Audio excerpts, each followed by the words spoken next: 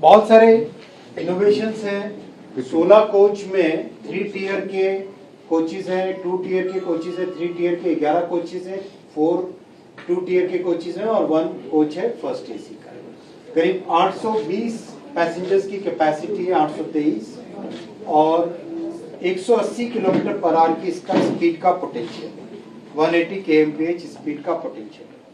जो सबसे इम्पोर्टेंट है, जब आप ट्रेन को डिज़ाइन करते हो तो ट्रेन के डिज़ाइन में कई फैक्टर्स होते हैं। उन फैक्टर्स में से एक फैक्टर होता है centre of gravity. Center of gravity is a very important factor in designing a train.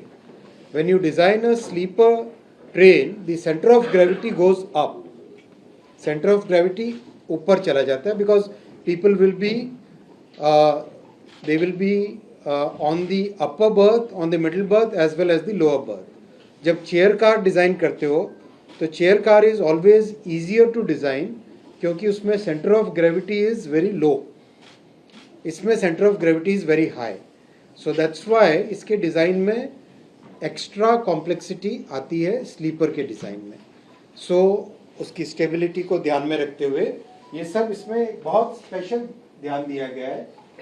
Passenger के पॉइंट ऑफ व्यू से कंप्लीट बर्थ और लैडर इसका टोटली नया डिज़ाइन है।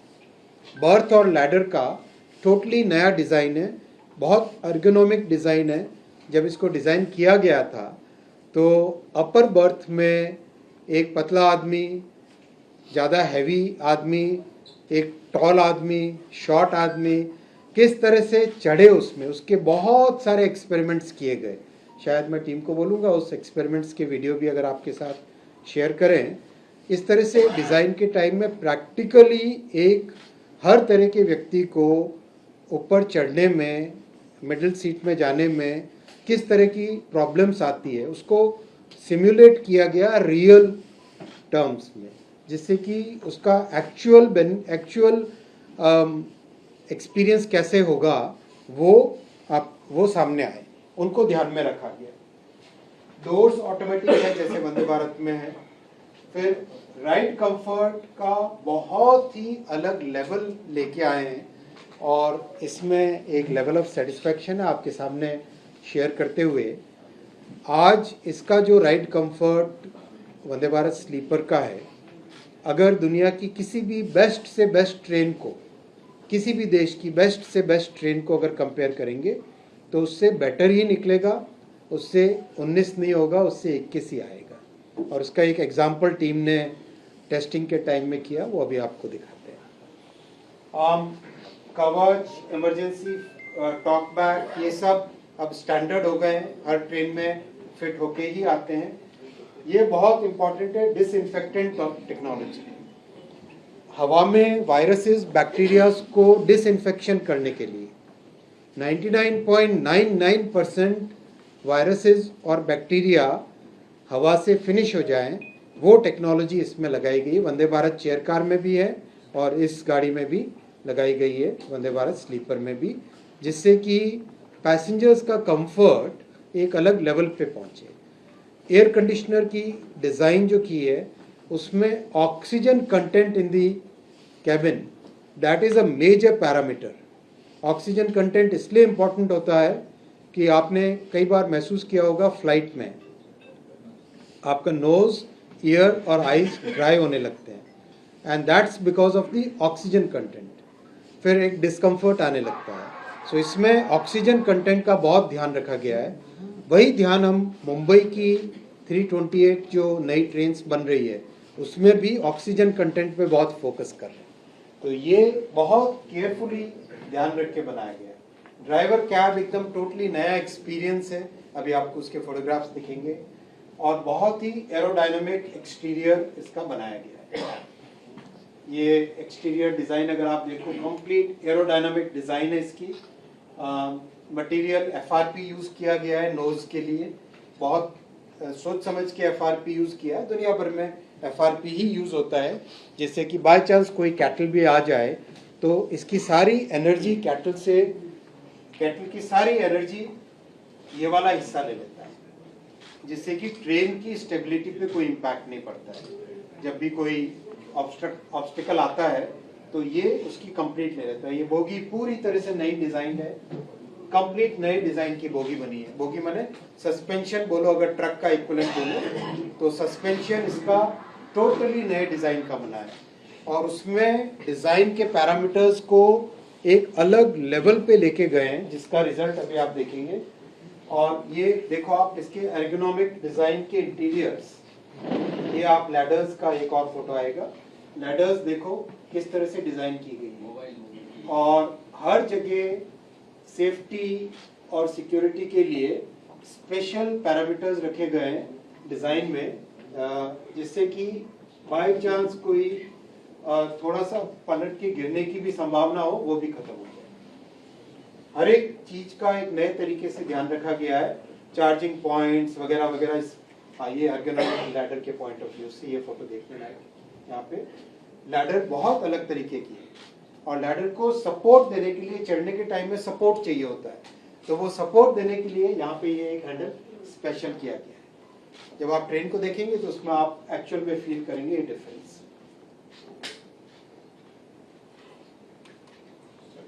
और भी अंदर स्पेशल अरेंजमेंट दिव्यांग जनों के लिए बहुत स्पेशल अरेंजमेंट्स किए गए हैं, जिससे कि व्हील चेयर के साथ ही अंदर आके इसमें बैठ सके और अपनी ट्रैवल कर सके। पैसेंजर इंफॉर्मेशन सिस्टम अब स्टैंडर्ड बना दिया है वंदे भारत सीरीज में। टॉयलेट्स में फिर डिजाइन में नया किया गया है, जिससे कि एक तो पानी का वेस्टेज कम हो, कम से कम पानी का वेस्टेज हो, दूसरा स्पिलिंग ना हो कहीं पर भी टॉयलेट में, उसका ध्यान रख के किया गया। और ये 2026 रेलवे में रिफॉर्म्स का ईयर, 2026 रेलवे में रिफॉर्म्स का वर्ष है। बहुत सारे नए रिफॉर्म्स लाइंड अप हैं जो एक के बाद एक आपके पास आएंगे। इस ट्रेन में कुछ रिफॉर्म्स की झलक आपको दिखेगी। पैसेंजर्स के कंफर्ट के लिए जो बेडशीट, ब्लैंकेट और ट्रेन की क्लीनिंग, उसको एक टोटली नए तरीके से करेंगे। टेक्नोलॉजी यूज़ करेंगे, बहुत नए स्पेसिफिकेशंस, मटेरियल के जो भी इक्विपमेंट यूज़ करेंगे उनके नए स्पेसिफिकेशंस होंगे। और फूड में जो ट्रेन गुवाहाटी से आएगी उसमें एसएमईज फूड होगा, और जो ट्रेन कोलकाता से निकलेगी उसमें बंगला फूड होगा। जो ट्रेन आसाम से निकलेगी उसमें आसाम का खाना होगा, और जो ट्रेन कोलकाता से निकलेगी उसमें बंगाल का खाना होगा। और आज आपके साथ में जो भोजन है वो भी असमीज और बांग्ला भोजन है। तो बहुत ध्यान रखा गया है। इमरजेंसी टॉक बैक सिस्टम बहुत अच्छा बनाया गया है, और इसमें और रिफाइनमेंट होता जा रहा है लगातार। ये एक वीडियो है, ये मैं आपको देखो 3 ग्लास रखी हुई है, उसके ऊपर एक ग्लास आइडिया किसका था? और 180 kmph पे गाड़ी पर। ये आप दुनिया के और कहीं भी जगह ट्राई करो तो मेरे ख्याल से ये यूनिक चीज है, क्योंकि इतना ध्यान दिया गया है इसके सस्पेंशन के डिजाइन पे। इस ट्रेन के सस्पेंशन के डिजाइन पे एक टोटली नया लेवल लाया गया है, और इस नए लेवल का बेनिफिट हमें क्या होगा?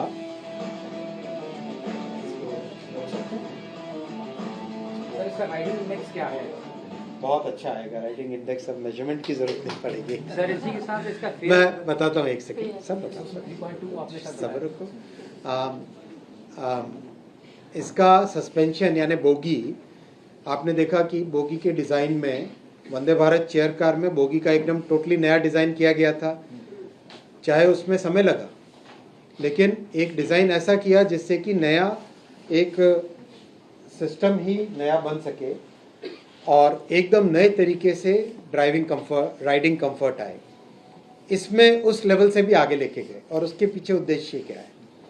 के पीछे उद्देश्य है कि दुनिया भर में ट्रेन्स बनती है, दुनिया भर में बोगीज चाहिए ही चाहिए होती है, तो वो दुनिया भर की बोगी डिज़ाइन और बोगी मैन्युफैक्चरिंग और बोगी एक्सपोर्ट कहाँ से होना चाहिए? एक्सपोर्ट इंडिया से। भारत से ही होना चाहिए। भारत से होगा, कैसे होगा? भारत से होगा जब क्वालिटी में हम बाकी सबसे अच्छे हों। और कॉस्ट में कम्पिटिटिव हो, तभी होगा। इसीलिए इतना फोकस किया इस पे, इसीलिए इतना समय लगाया, मतलब करीब करीब 1 साल लगाया बोगी के नए डिज़ाइन पे, सस्पेंशन के पूरे नए डिज़ाइन पे करीब करीब 1 साल इन्वेस्ट किया, ताकि अगले कई वर्षों तक हम भारत से, देखो अब प्रपल्शन और बोगी ये 2 बड़े टेक्नोलॉजिकल फीचर्स होते हैं, तो हमें विश्व के जितने भी समृद्ध देश हैं उन सब में भारत से प्रपल्शन जाए और भारत से बोगी जाए। बाकी ऊपर मेटल वर्क होता है, उसमें बहुत टेक्नोलॉजी नहीं होती है, जो बाकी की बॉडी होती है ना वो बहुत आसान काम होता है और जनरली वो लोकल ही होता है। तो जैसे एप्पल फ़ोन पे आप देखते हैं ना डिज़ाइंड इन कैलिफोर्निया, अब आना चाहिए ट्रेन्स का डिज़ाइंड इन इंडिया, तो डिज़ाइंड इन भारत आना चाहिए, ताकि एक नए तरीके से रेलवे का प्रसार हो। और ये बहुत बड़े चैलेंजेस थे, ये आसान काम नहीं था, लेकिन टीम ने बहुत अच्छा काम किया, इसमें बहुत मेहनत की है, बहुत डीप थिंकिंग के साथ काम किया और बहुत लोग जुड़े हैं उसमें, एक व्यक्ति से नहीं होता है, इसमें बहुत लोग जुड़े, सब ने अपने अपने आइडियाज़ दिए, सब ने अपने एनालिसिस दिए हैं और मल्टीपल एनालिसिस और डिज़ाइंस के बाद में ये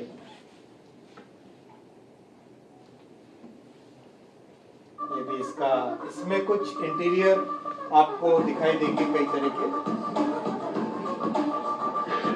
देखो ड्राइविंग कैब एकदम अलग तरह की है और ऑटोमेटिक डोर्स हैं और सीट्स एकदम नए तरह का, इसका मटेरियल भी नया है, पूरा कैबिन एरिया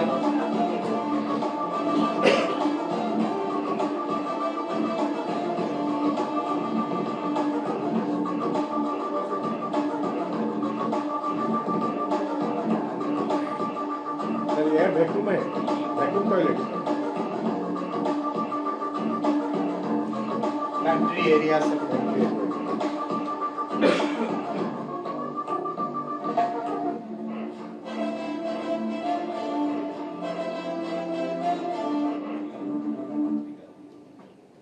काम बहुत सारा है, अभी भी काफी काम है, लेकिन फेयर स्ट्रक्चर के बारे में बोल बहुत कॉस्ट देखो करीब इसका कॉस्ट रखा गया है कि एयरलाइन से सब्सटेंशियली कम होना चाहिए, एयरलाइन से सब्सटेंशियली कम होना चाहिए।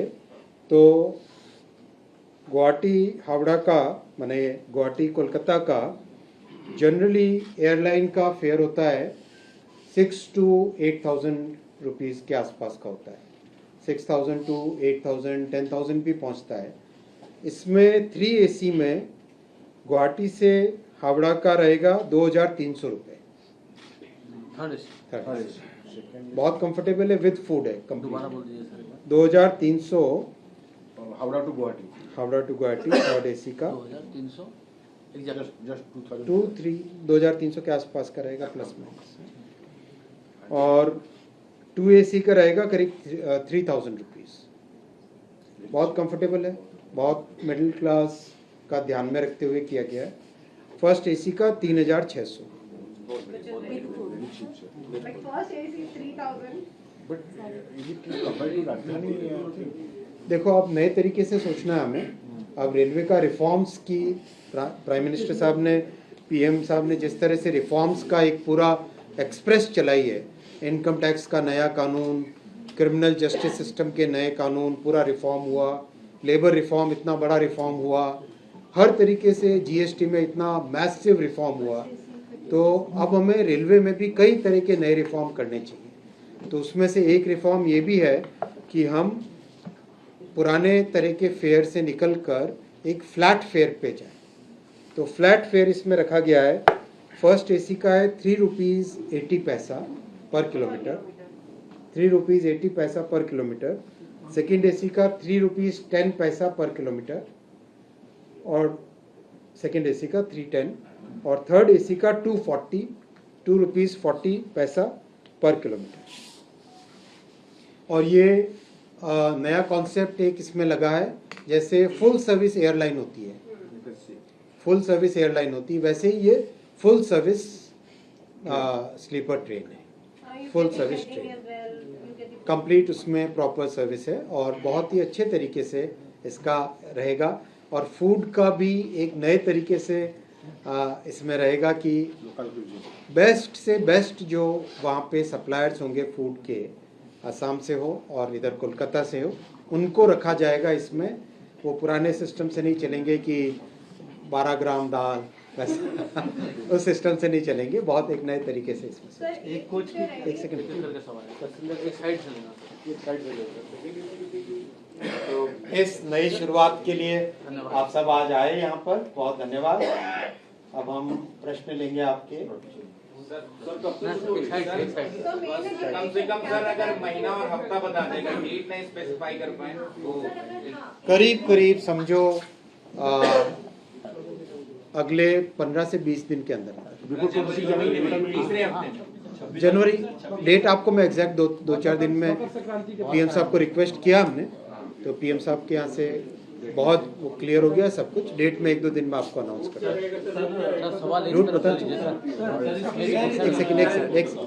एक सेकंड एक अपन ने प्रोटोकॉल बनाया है इस रूम का क्वेश्चंस के लिए, तो इधर से चालू करते हैं। पहला सवाल सर, इसमें विद फूड इतना फेयर है तो ये कब से कब तक शुरू हो जाएगा और किस तरीके से इसको करीब करीब अगले 15 से 20 दिन में इसका फर्स्ट ट्रेन का इनॉपरेशन चालू हो जाएगा। 15 से 20 दिन। सर मेरा सवाल ये है कि वंदे भारत स्लीपर की मोस्टली आप समझो 17 या 18 तारीख। वंदे भारत तारीख भी है। वंदे भारत स्लीपर की जिस तरह से हम शुरुआत कर रहे हैं, तो ये 2026 चूंकि सुधार का वर्ष है हमारे लिए, तो इसमें कितनी ट्रेनें हम इस तरह से ले आएंगे, एक सवाल तो ये है। दूसरा, क्या मैंने कोई ऐसा सेक्टर डिसाइड किया है जहां हम वेटिंग लिस्ट टिकट की परंपरा ही खत्म करते हैं, ऑन डिमांड ट्रेन में, इस पर कुछ काम चल रहा है क्या? बिल्कुल, दोनों पे काम चल रहा है। वंदे भारत स्लीपर का जिस तरह से आपने देखा, वंदे भारत चेयर कार का बहुत अच्छे तरीके से रैंप अप किया गया और बहुत ही सिस्टमेटिक तरीके से रैंप अप किया गया। तो वंदे भारत स्लीपर में भी करीब 1 साल से टेस्टिंग इम्प्रूवमेंट्स की जो साइकिल होती है, वो साइकिल अब कंप्लीट हो गई। सीआरएस का इंस्पेक्शन होने के बाद में सीआरएस का सर्टिफिकेट मिल गया, तो अब इसकी कंप्लीट डिज़ाइन वगैरह सब कुछ स्टैंडर्डाइज हो गया है। तो अब इसका प्रोडक्शन को रैंप अप करेंगे करीब करीब और 8 ट्रेन्स अगले 6 महीने के अंदर अंदर बन के आ जाएंगी। 8 गाड़ियाँ और 6 महीने में बन के आ जाएगी। और इस साल के एंड तक करीब करीब 12 ट्रेन्स बन के रेडी हो जाएंगी। और फिर अगले साल बहुत बड़े तेज़ी से रैंप अप हो जाएगा, क्योंकि पूरा सप्लाई चेन उसके पीछे लगता है। तो वो देखो सिस्टमेटिक तरीके से हमारे यहाँ इस रूम में बहुत सिस्टम से होता है।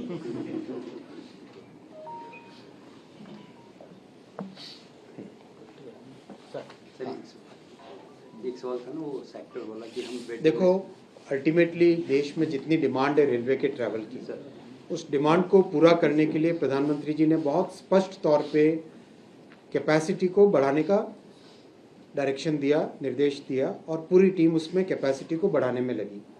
करीब 35,000 किलोमीटर पटरियाँ बनी इन 11 वर्षों में। 35,000 किलोमीटर मतलब बड़े देश का जितना नेटवर्क होता है उतनी पटरियाँ अपने इन 11 वर्षों में बनी है। लोकोमोटिव का प्रोडक्शन इतना मैसिव हो गया कि पूरे अमेरिका और यूरोप का जितना टोटल प्रोडक्शन उससे ज़्यादा प्रोडक्शन अपने यहाँ है।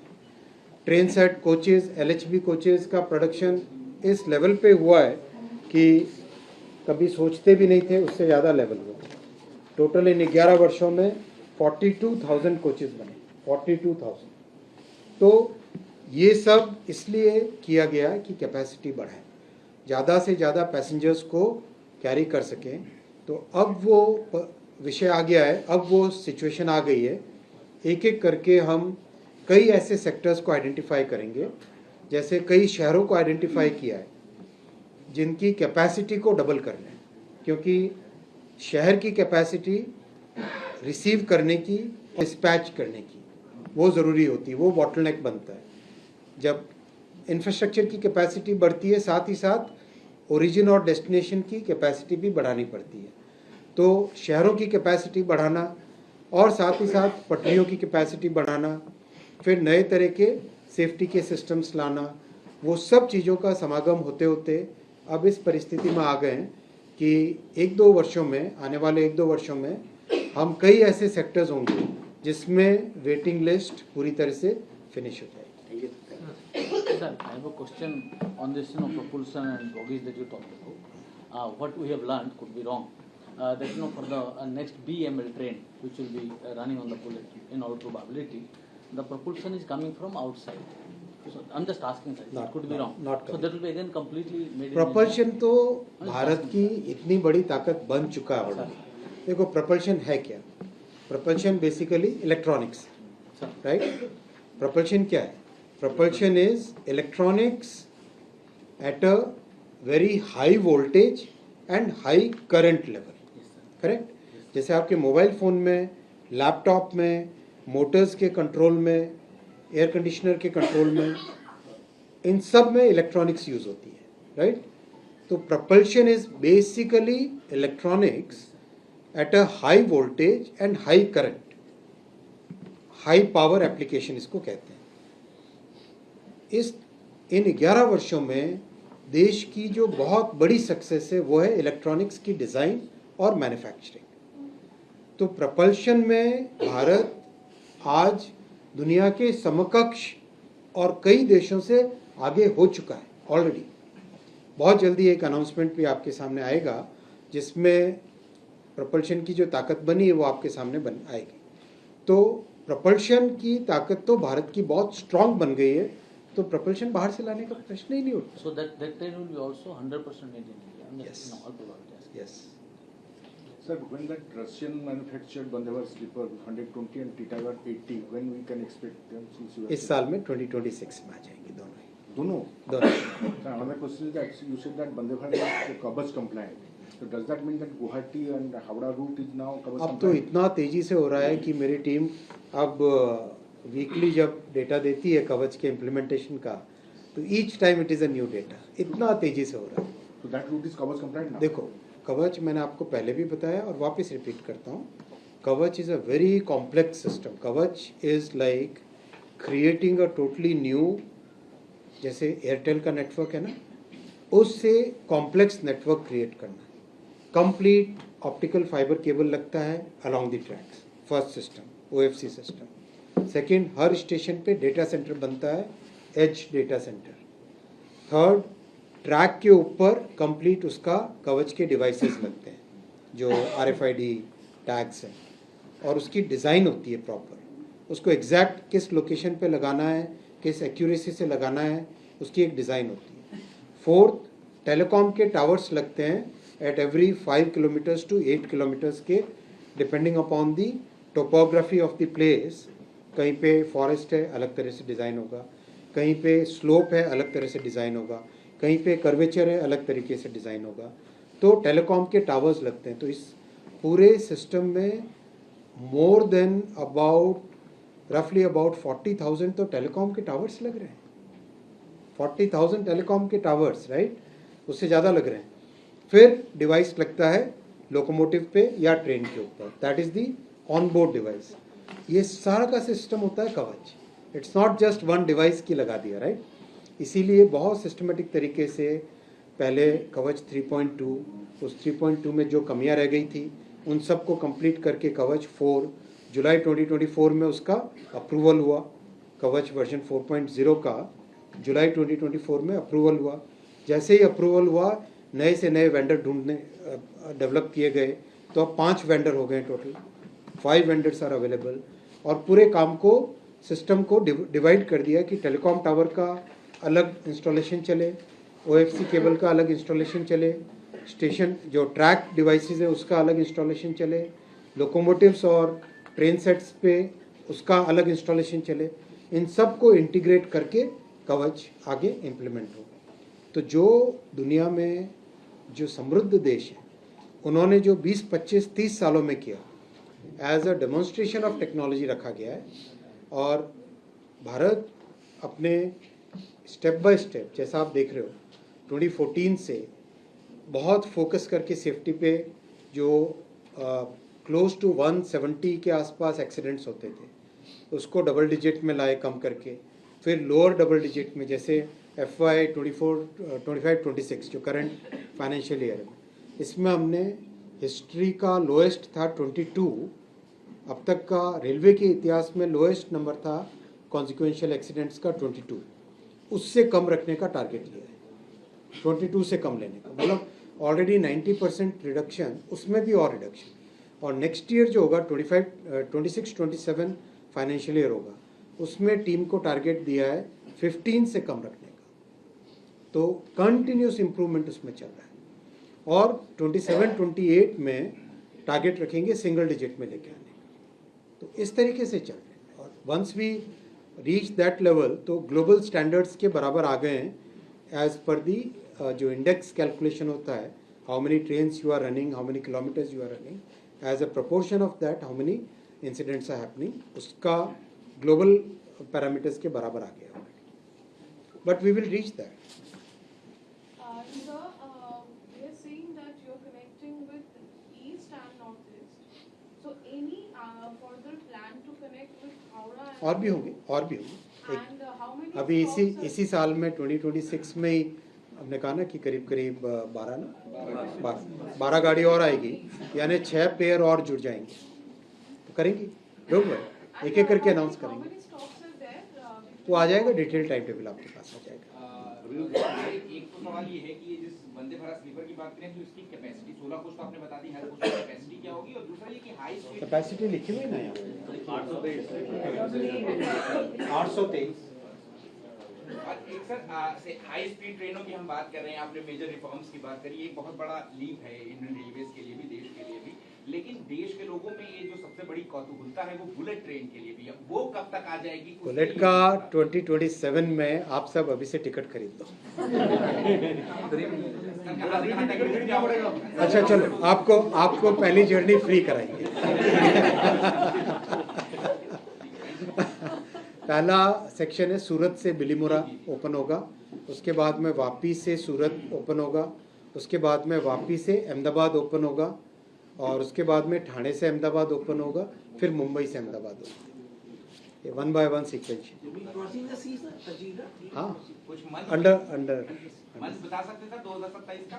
अगस्त 2026, 15 अगस्त 2027।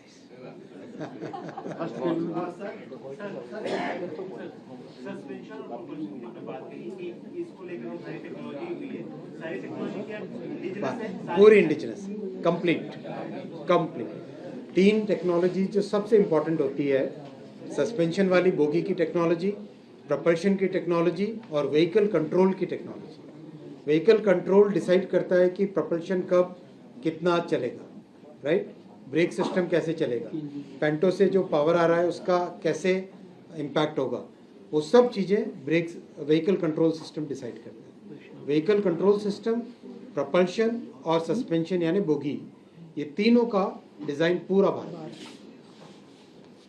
सर एवरेज पैसेंजर लोड क्या होगा कोलकाता गुवाहाटी के बीच? 823 नहीं एवरेज पैसेंजर फुल जाएगी। अभी जो चल रहा है मतलब नीड बेसिकली पूर्वोदय की था या बेसिकली डिमांड है उसकी?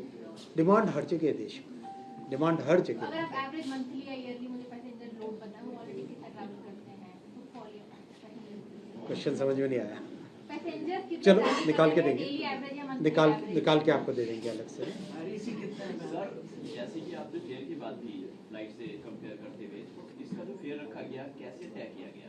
क्योंकि 6 से 8 बहुत सोच समझ के तय किया। देखो प्रधानमंत्री जी का बहुत क्लियर फोकस है रेलवे लो इनकम और मिडिल इनकम फैमिलीज के लिए, low income middle income families के लिए एक सस्टेनेबल सेफ कंफर्टेबल मोड बनाना है, तो उसमें रेलवे का रोल बहुत बड़ा रोल है। इसी चीज़ को ध्यान में रख के, इसी फिलॉसफी को ध्यान में रख के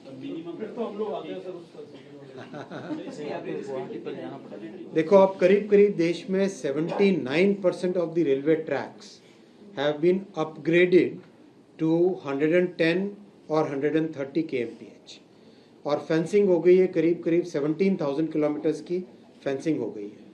सो this has significantly improve the infrastructure capability of running at better speeds, higher speeds, और कवच लग रहा है। तो जहाँ जहाँ पे ये सारी चीज़ें इन प्लेस आती जा रही है, वहाँ पे स्टेप बाय स्टेप स्पीड बढ़ा रहे हैं, तो इसमें भी वही चीज़ होगी। अभी 120-130 120-130 सरफेस पे बहुत सोच समझ के रहना चाहिए। एलिवेटेड में 350 तक जाएंगे। और इधर क्वेश्चंस? हाँ।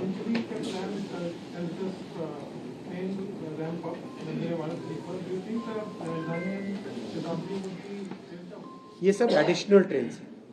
ये जितनी भी ट्रेन अभी बन रही है वो जोड़ रहे हैं और पूरे नेटवर्क में लगातार नई ट्रेन जोड़ रहे हैं।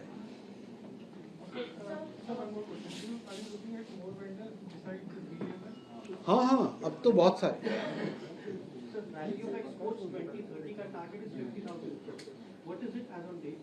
अभी करीब करीब हो गया होगा, करीब रफली अबाउट 7,000 करोड़।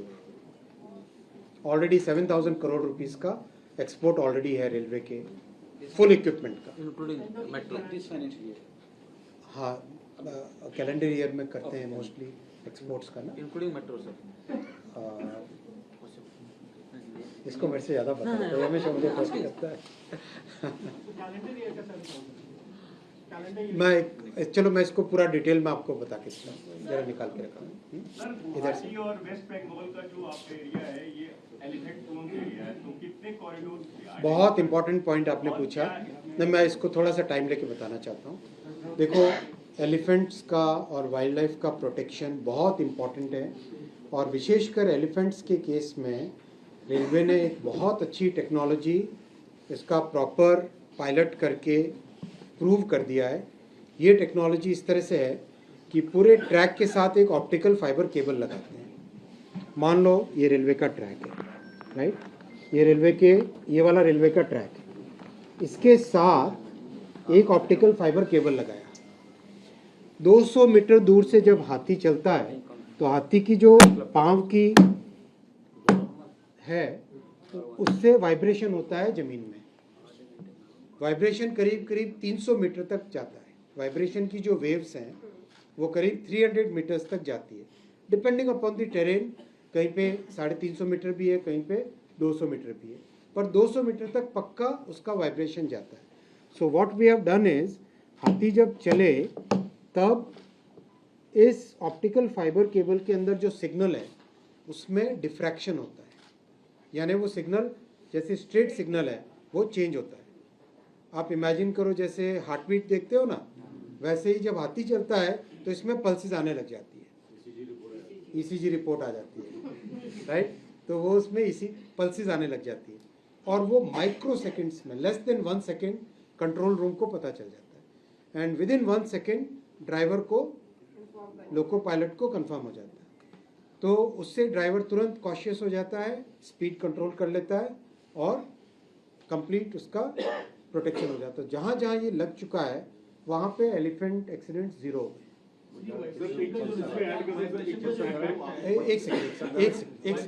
एक सेकंड रुको, क्योंकि ऑप्टिकल फाइबर कंट्रोल रूम में तुरंत ऑटोमेटिकली कन्वे हो जाता है। इसके साथ ही साथ एक और टेक्नोलॉजी पे काम चल रहा है अभी, AI कैमरास, जिसकी रेंज अबाउट 500 मीटर्स, ½ किलोमीटर दूर तक अंधेरे में भी देख सके, ½ किलोमीटर दूर तक अंधेरे में भी देख सके, उस तरह का AI कैमरा का डिज़ाइन चल रहा है। Another 10 months from now, let's say sometime in October, that camera will also be launched, जो कि आपके ऑप्टिकल फाइबर केबल से एक सिग्नल आया, दूसरा सिग्नल आएगा AI कैमरा से, जो कि ड्राइवर को फुल्ली बता देगा सामने कोई भी जानवर हो, चाहे टाइगर हो, चाहे कोई भी वाइल्ड लाइफ हो, तो उसका कंप्लीटली वो फोकस्ड वे में बता देगा, और उसमें वाइल्ड लाइफ प्रोटेक्शन करीब करीब 100% हो जाएगा। सो मतलब I can tell you with full sincerity कि ये हमारे लिए बहुत बड़ा ऑब्जेक्टिव है और बहुत बड़ा गोल। मैंने पर्सनली अपने लिए, प्रधानमंत्री जी ने जिस तरह से पूरी पॉलिसी वाइल्ड लाइफ कंजर्वेशन पे चेंज की है देश में, वैसा ही ये भी गोल रेलवे के लिए भी बहुत important. Thank you for asking this question. नहीं है, 100 false ना ना ना ना ना, ये जो सिस्टम लग रहा है ना ऑप्टिकल फाइबर का, उसमें फॉल्स अलार्म्स प्रैक्टिकली मिनिस्क्यूल है, मिनिमल है। जो दूसरा सिस्टम थे पुराने वाले उसमें थे।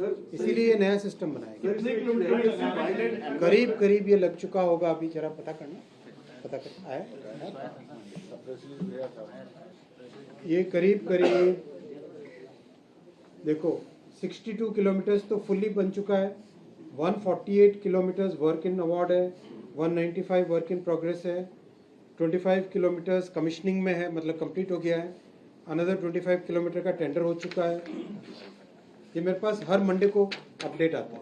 इस मैं बताता हूँ, टोटल 1375 किलोमीटर्स, 1375 किलोमीटर्स एंड इसको और आगे लेके जाएंगे। करीब करीब आइडेंटिफाई हमने किए हैं, रफली अबाउट 3000 किलोमीटर्स देश में ऐसे हैं जो एलिफेंट प्रोन है, अबाउट 3000 किलोमीटर्स।